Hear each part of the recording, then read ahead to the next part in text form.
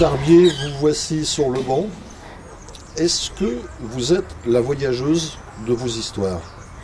Ah oui, complètement. Complètement, j'ai choisi le banc parce que justement c'est une façon de se poser et de réfléchir. Donc je me suis dit, c'est vrai que je me pose là, je réfléchis un petit peu à ce que j'ai fait, à ce que ça m'a apporté, à ce que ça m'a retiré aussi. Et puis j'ai réfléchi aussi à ce que j'allais faire dans les années à venir. Voilà, tout un tas de réflexions. Alors il y a des jolis bancs, des bancs un peu moins jolis, des bancs jeunes, des vieux bancs. Est-ce que vos histoires ont tout un rapport avec le style de banc, un pays, un souvenir? Mes histoires n'ont pas grand rapport avec les styles de bancs. Les bancs, ce sont des occasions. C'est plus en rapport avec des endroits bien précis, avec les souvenirs qui y sont attachés. Après, le style du banc, effectivement, si le banc est joli dans le paysage, c'est mieux encore, mais c'est pas du tout le but recherché. Après, comme je dis dans ce livre-là, il y a les bancs un petit peu sympas au bord des mares, il y a les bancs des villes qui ont des histoires à raconter, il y a des bancs complètement isolés. Voilà, chaque endroit apporte sa réflexion, on va dire comme ça. Alors, en lisant votre ouvrage, on ne peut pas s'empêcher de penser que Annie Barbier, l'auteur du livre, est la voyageuse des bancs. Ah bah oui, complètement, puisque c'est surtout un livre de souvenirs qui est attaché à des, comme je disais tout à l'heure, à des lieux, à des personnages, à des sentiments, à des amours, à des amitiés, à des situations données. Bon, évidemment, il y a d'autres choses, hein. La voyageuse sur le banc, de temps en temps, elle se pose là et elle se dit « Tiens, il s'est passé ça hier, ça me rend un peu dubitative et je me dis je devrais peut-être parler de ça et je me mets à faire un texte dessus. » Alors, par définition, lorsqu'on est assis sur un banc, on est spectateur de quelque chose qui se déroule devant. Est-ce que vous avez été spectatrice de votre vie? Ah oui, complètement, oui, oui aussi, parce que ce sont des choses... Si on ne prend pas le temps de se poser pour réfléchir, on ne réfléchit pas. On a toujours autre chose à faire, on a toujours l'attention attirée ailleurs. Tandis que quand on se pose, ne serait-ce qu'à regarder tiens, des ronds dans l'eau, l'esprit marche très bien. Votre second livre, La voyageuse sur le banc, est-il une suite incontournable de votre premier ouvrage? Incontournable, je ne sais pas si c'est le mot, une suite logique, oui sûrement, parce que quand j'ai écrit le premier, quand le passé s'invite au présent, il a été question de nombreuses personnes, de nombreuses situations, et il y a énormément de gens qui m'ont dit c'est bien gentil tout ça, mais il faut aller chercher un peu entre les lignes ce qui s'est passé, ce qui fait que quand j'ai écrit La voyageuse sur le banc, il y a tout un chapitre qui s'appelle Poste restante, avec des strophes bien particulières, attachées à des prénoms bien particuliers. J'explique l'histoire de ces prénoms-là et je renvoie au premier ouvrage pour lequel j'ai mis des textes précis qui concernent des gens précis. Par exemple, si on prend L'homme qui pleurait, c'est raccroché à l'histoire de Nicolas, et il y a l'histoire de Nicolas dans la voyageuse sur le banc. Ça donne des éclaircissements sur le premier livre. Est-ce qu'on peut considérer que ce livre est totalement autobiographique? À 100%, j'ai envie de demander. Non, c'est jamais totalement autobiographique, parce qu'on a toujours tendance à romancer un peu les situations, parce qu'il y a des situations qui sont assez difficiles à gérer. Et si on veut apporter une note un peu moins, comment dire, scabreuse par moment, parce que c'est le mot, là on est obligé un petit peu de romancer et d'imager les choses un petit peu différemment. Bon, en plus, dans ce livre-là, il y a aussi des coups de gueule sur le monde d'aujourd'hui, comme j'en fais toujours. Donc ça, c'est effectivement, je vais me mettre devant la télévision, je vais voir un fait divers, où ça va partir là-dessus. Donc ça, effectivement, ça n'a plus rien d'autobiographique. C'est personnel, on va dire, parce que c'est une réflexion personnelle, mais c'est tout. Alors justement, puisque vous parlez de choses personnelles, moi ce que je vais vous inviter à faire, Annie, c'est à changer de banc pour jouer le rôle de la voyageuse. Et on va passer aux questions peut-être, on va dire, un tout petit peu plus indiscrètes. Alors allons-y. Annie, en fait, de banc, on a choisi une chaise dans un décor que vous aimez bien, c'est celui de cette boutique avec plein d'objets. Est-ce que dans votre vie, et y compris donc dans vos écrits, les objets ont-ils une importance? Alors après, ça dépend des objets. De toute façon, cette boutique, c'était un rêve. Je l'ai créée en 2001 et j'ai fait une boutique de décoration sympa avec des styles un petit peu différents, des ambiances et tout ça. Je suis particulièrement sensible aux brocantes quand même. Et effectivement, dans La Voyageuse sur le banc, il y a un texte sur la brocante. L'histoire d'un cadre comme ça qui était posé dans un coin à un moment où je suis rentrée. Et ça m'a attiré l'œil, je l'ai regardé comme ça, et en fait, j'ai regardé les personnages et j'ai créé une histoire à partir de là. Je trouve ça... j'aime bien les objets qui ont du vécu. Je vous avais dit que lorsqu'on changerait de banc, on parlerait plus de votre vie de femme. Oui. Une vie, même d'ailleurs avant d'être femme, d'être adolescente ou même plus jeune, une vie qui était difficile. Expliquez-nous un petit peu. Alors une vie qui a été difficile, oui, pour plusieurs raisons. D'abord parce que mes parents se sont mariés un peu par hasard. Ma mère m'attendait. Je n'étais pas la fille de mon père, je l'ai appris que beaucoup plus tard. Et ça a quand même déréglé pas mal ma vie d'adolescente. Ma vie d'enfant, j'ai vécu beaucoup chez mes grands-parents, plutôt parce que mes parents vivaient à l'étranger dans des pays où je ne supportais pas du tout le climat. Donc ils ont dû me rapatrier en France. C'est pour ça que ma grand-mère d'origine polonaise m'a élevée jusqu'à 4 ou 5 ans. Je parlais que ça quand j'étais petite d'ailleurs. Et après, évidemment, un enfant qui a vécu avec ses grands-parents tout le temps et qui retrouve ses parents d'un seul coup, du jour au lendemain, il faut réétablir une relation, c'est peut-être pas très facile. Mais bon, on a eu nos années aussi à l'extérieur, après à Madagascar, qui étaient des années de rêve pour tout le monde, autant pour les petits que pour les grands, et ça a ramené quand même pas mal la paix dans la famille. Alors on comprend bien, notamment lorsqu'on vous lit, que tous ces voyages vous ont amené beaucoup de choses, des souvenirs déjà, Oui. mais comment une jeune enfant, une jeune ado peut-elle se former en bougeant toujours, en quittant ses amis, et en quittant des décors? C'est vrai que c'est pas évident parce qu'on vivait toujours entre deux grosses malenfers, on appelait ça des cantines à l'époque. Il fallait s'adapter aux endroits, mais les enfants ça s'adapte tout le temps. Il suffit qu'ils trouvent leur alter ego. Moi, quand j'étais petite, enfin quand j'ai eu, je me rappelle bien quand j'avais 11-12 ans, je suis rentrée en 6e à Madagascar, j'avais trouvé une petite copine, elle s'appelait Mireille, elle était, je dis souvent, elle était aussi noire que moi j'étais blonde, mais on était devenus comme des jumelles, quoi. On se suivait partout et elle apprenait tout ce que je pouvais lui apprendre de la France et moi j'apprenais avec elle tout ce que je pouvais apprendre de Madagascar. Donc en fait, bon, puis j'avais un frère qui était un tout petit peu plus jeune, avec qui j'ai fait les 400 coups. On s'adapte, toujours on s'adapte. Alors Annie, on a bien compris que tous ces voyages, les voyages un peu contraints, puisque vous suiviez vos parents, c'était l'âge, vous ont amené beaucoup d'expériences, beaucoup de souvenirs. Oui. À partir de quel moment vous êtes devenue, peut-être encore sans le savoir, cette voyageuse sur le banc? Le jour où j'ai commencé à réfléchir, on va dire comme ça. Donc ça fait pas si longtemps que ça, en fin de compte. À un moment donné, on pose ses bagages, on commence à réfléchir, on a des souvenirs, on retrouve des photos. Et même nos enfants ont parfois des réactions qui font que ça nous ramène un petit peu en arrière. La voyageuse sur le banc, elle n'est pas si vieille que ça. Alors, comment était la jeune femme, Annie, c'est-à-dire à l'époque des premiers amours, des premiers garçons? Comment était-elle, Annie?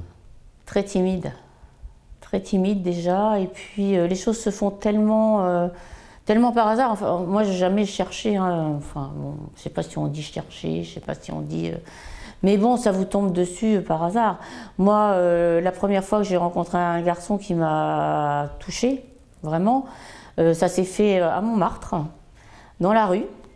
Tout à fait par hasard, j'étais partie avec une amie, on était même une bande d'étudiants, on était assez nombreux. Et là, il y avait un garçon qui jouait de la guitare. Et à un moment donné, je regardais tout ça, puis je suis partie et il est venu derrière moi, il me dit « Mademoiselle, vous voulez pas essayer de jouer de la guitare ?» Je l'ai regardé horrifié, j'ai dit « Mais moi, la musique, je connais rien du tout. » Et il m'a dit « Mais c'est pas grave, c'est pas grave. » Puis il m'a glissé un mot dans la main. Et puis, c'était un rendez-vous dans une salle de concert. Sauf qu'il y avait juste un tout petit truc qui faisait la différence, c'est qu'en fait, le gars qui jouait à ce concert-là, c'était lui. Il était plus âgé que moi, hein, Et en fait, il faisait de la guitare dans la rue, mais il jouait surtout du piano, divinement bien. J'avais une amie qui vivait un petit peu dans la rue et qui vivait comme ça, entre deux cirques et deux manèges, on va dire. Donc ça s'appelle « Aux lignes de ma main ». Elle aimait bien raconter aussi des histoires aux gens comme ça. On y croit, on n'y croit pas, mais bon, elle est restée un peu dans ma tête. « Aux lignes de ma main ». Aux lignes de ma main, il y a des manèges dont les chevaux de bois prennent la clé des champs et des kiosques à musique perdus au soir de neige, aux accents nostalgiques d'un violon grinçant. Aux lignes de ma main, il y a des je t'aime, des danseuses de faïence au sourire figé et des pommes d'amour au rouge de bohème, un cirque de passage aux numéros usés. Aux lignes de ma main, il y a des cerfs-volants, là-haut au 7e ciel de quelques trapézistes, des roulements de tambour et des petits-enfants qui rient aux facéties de clowns blancs et tristes. Aux lignes de ma main, c'est une roulotte bleue, une maison de poupées aux humeurs saltimbanques, un cercle de fumée au bord d'un chemin creux, et une fille brune dont j'ai inscrit le manque dans des cahiers brûlés aux flammes d'un feu de camp. Aux lignes de ma main, il y a un tambourin qui claque dans le vent ses histoires de printemps et se rit des rôdeurs au matin magicien. Aux lignes de ma main s'amusent des jongleurs, des petits chiens savants au collier de diamants qui se moquent bien de la ronde des heures, perfide et destructrice du bonheur des amants. Aux lignes de ma main, mon amour, j'entends siffler le train au rail de l'absence. Un dernier tour de roue quand s'éloigne le jour. Aux lignes de ma main s'installe le silence. Fanny, bonjour, vous êtes la fille d'Annie Barbier et c'est vous qui êtes à l'initiative de l'édition de son premier livre. Expliquez-nous. Alors tout simplement, depuis l'âge de 15 ans, j'ai commencé à taper les textes de maman qui écrivait sur un livre. Et elle voulait garder une trace informatique, donc elle m'a proposé d'écrire tous ces textes. Donc au fur et à mesure du temps, il y a eu des textes, parfois il n'y en avait plus. Et puis le temps passait et ça faisait beaucoup de textes. Et je trouvais dommage qu'elle le garde que pour elle et pour moi. Donc un jour, pour son anniversaire, je cherchais un cadeau un peu particulier pour vraiment lui faire plaisir et marquer le coup. Elle avait organisé une petite fête avec tous ses amis, donc j'ai contacté toutes ces personnes. Je leur ai parlé un petit peu du projet que j'avais, c'est-à-dire d'inscrire, je ne sais pas si on dit comme ça, ma mère chez un éditeur pour qu'elle puisse en faire un livre. Et tout le monde était partant, puisque tout le monde connaissait un petit peu ce qu'elle pouvait écrire. Et j'ai contacté plusieurs éditeurs sur Internet, qui m'ont tous répondu oui, bien sûr, il n'y avait pas de souci pour éditer ce genre de texte. Donc pour son anniversaire, j'ai reçu un contrat d'un éditeur et on lui a offert ça pour ses 60 ans. Vous étiez jeune et pourtant vous avez eu accès à, on peut dire, une grande intimité de certains textes de votre mère. Il n'y a rien qui vous a choqué ou vous avez appris à la connaître encore mieux comme ça? Exactement. A priori, je connaissais tout de ma mère. Et en fait, ça m'a appris un peu tout son passé, des choses parfois pas très sympas à raconter de vive voix. Donc les textes ont permis, je pense qu'elle me les a fait découvrir, effectivement pour que je sache ce qui s'était réellement passé quand elle était plus jeune. Et c'était peut-être plus facile pour elle de m'expliquer ça comme ça. Je serai papillon au soir qui se pose, un rêve de voyage, un petit quelque chose. Un souffle de liberté, juste coloré de rose, un peu de poésie dans des lignes de prose. Avec la sortie de ce second opus, quel regard vous portez sur votre initiative de l'époque? Je suis contente de moi. Et puis c'est vrai que ça lui a permis aussi de rencontrer beaucoup de personnes qu'elle aurait sûrement jamais rencontrées. Et puis elle a pris de l'assurance. Donc je pense n'être que fière de moi, quoi. Vous en attendez un troisième maintenant? Ah bah c'est certain, je suis quasiment sûre. Elle va le faire. Je sais plus rien faire. Juste des ronds dans l'eau. Et parler aux oiseaux. Brandir un chiffon rouge quand une grenouille bouge. Jouer à saute-mouton aux nuages d'horizon. Je sais plus rien faire. Juste me rouler dans l'herbe. À l'heure douce et superbe d'un drap de coton blanc, au vert du printemps. M'étourdir de parfum au bord d'un petit matin. Je sais plus rien faire. Juste rire et danser en toute liberté. Poser les mots de velours pour une chanson d'amour. Des grammes de poésie pour alléger la vie. Je veux plus rien faire. Juste rêver un peu avant de fermer les yeux. Garder un peu de temps pour aimer mes enfants. Gagner toutes mes batailles avant que je m'en aille. Je veux plus rien faire. Annie, nous voici sur le troisième et dernier banc dans notre entretien. On sait que vous avez eu une jeunesse assez difficile. Parlez-nous un petit peu de votre vie de femme. J'ai eu une vie tout à fait heureuse. J'ai eu la chance d'avoir 2 enfants magnifiques et puis un métier intéressant puisque mon mari était décorateur de jardin et que je l'ai secondé. Donc j'ai abandonné lâchement mon bureau et je suis venue l'aider à s'occuper des jardins. Et puis voilà, après, entre amitié, entre promenades, on aimait bien faire un petit peu la fête. On travaillait beaucoup, mais en même temps, on s'amusait beaucoup. Les enfants me disent toujours, maman, on a passé du temps sous les sonos des salles des fêtes, c'est pour ça qu'aujourd'hui, on sait bien s'amuser et on sait bien danser. Ça me fait rire, ça. Et puis voilà, le temps a passé comme ça. Alors Annie, le but de cet entretien, c'était bien évidemment la promotion de votre livre La voyageuse sur le banc, oui, que je me suis amusé, littéralement amusé, à dépioter. Ah. Et j'ai relevé 2-3 extraits que j'aurais voulu que vous nous expliquiez. Je crains le pire. Voyons voir. Je vous cite, « Je suivais mes héros au bout de leurs aventures. Je n'étais plus moi, j'étais eux. » Alors, est-ce que ce passage est contradictoire avec le côté autobiographique de votre livre ? C'est-à-dire que dans le livre, oui, il y a beaucoup d'autobiographies, mais un écrivain, on va appeler ça comme ça peut aussi s'intéresser à plein d'autres choses. Et moi, la première chose que j'ai fait, c'est de m'intéresser à des auteurs plutôt classiques, j'ai goûté un peu à toutes les littératures, et souvent on se laisse emporter par ça. On essaie de se mettre à la place des héros. Moi, j'aimais bien faire ça. D'abord parce que je lisais beaucoup la nuit, mais mes parents n'aimaient pas trop que je lise comme ça à longueur de temps. Donc je prenais une lampe de poche, je me cachais sous les draps. Alors ça faisait un petit cocon comme ça, et je partais dans mon rêve là, et je m'amusais bien. Vous avez presque du mal à dire le mot écrivain. Est-ce que vous vous considérez justement comme écrivain, poète ou purement dilettante ? Dilettante sûrement, poète sûrement aussi. Bon, écrivain, je trouve ça un mot très grand pour ma petite personne. Mais oui, pourquoi pas. Mais je suis surtout, oui, j'aime la poésie.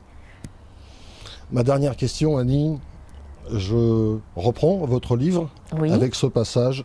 « J'ai retrouvé les routes d'autrefois, ici, tout près et aussi au bout du monde. » Est-ce à dire que vous avez terminé de faire cette introspection ?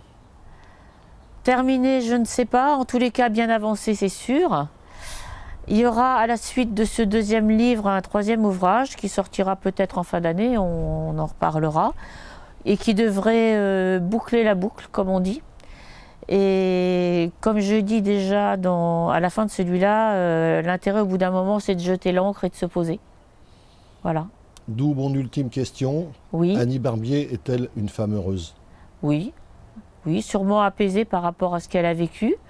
Et puis je suis bien entourée, je l'ai dit tout à l'heure, j'ai 2 beaux enfants, j'ai une vie, tout ce qu'il y a de correct, et j'ai beaucoup d'amis, je fais un travail qui me plaît, je vis dans un endroit qui me plaît, et je m'amuse bien aussi à écrire, donc oui, je ne suis pas trop à plaindre, je pense pas. Voilà, tout va bien. J'ai le cœur en valdingue, juste pour un nez rouge. C'est quand même un peu dingue, ce grand gaillard qui bouge. C'est un Pierrot de lune qui claque mes ballons et joue au funambule. Il ne tourne pas bien rond. Il crayonne un soleil par-dessus ma maison, fait danser les abeilles au son de l'accordéon. Ne pleure pas, ma belle, dit-il en s'envolant. Je ramène des hirondelles dans ton soleil levant. Aïe, le voilà parti dans ses grandes chaussures. Arrête, je lui dis, tu vas droit dans le mur. Mais non, me répond-il. Tu sais, je te rassure, pour les fous malhabiles, il n'y a pas de mur. Je connais pas de prison, juste des chemins verts. Apprends donc ma chanson, viens dans mon univers. Voilà. C'est pour donner un peu de légèreté à l'ensemble.